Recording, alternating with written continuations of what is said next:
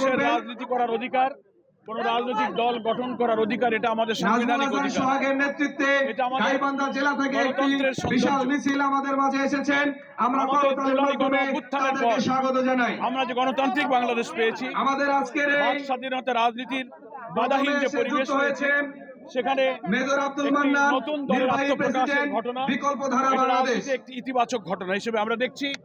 নতুন বাংলাদেশ বিনির্মাণের এই কোটি কোটি মানুষের যে অভিযাত্রা, জুলাই গণ অভ্যুত্থানে আমাদের হাজার হাজার প্রিয় ছাত্র জনতার যে জীবনদান, হাজার হাজার মানুষের আহত হওয়ার বিনিময়ে আমরা একটা নতুন বাংলাদেশ গড়তে চাই।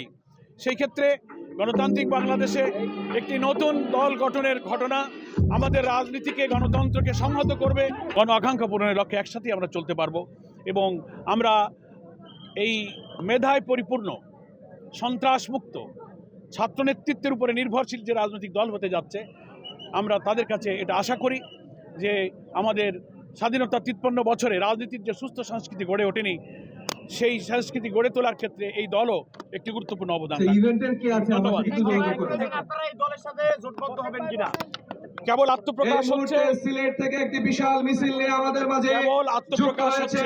আমরা রাজনৈতিক দল তাদেরকে স্বাগত জানাই। রাজনীতির ময়দানে যখন এসে যাবে, আরো যুক্ত তখন হয়েছেন সুনামগঞ্জ জেলা থেকে ফ্যাসিবাদ বিশাল বিরোধী মিছিল সকল নিয়ে রাজনৈতিক প্রীতম দলের সোহাগের সঙ্গে নেতৃত্বে আমাদের যে আমরা যোগাযোগ, তাদেরকে স্বাগত আলোচনা, জানাই।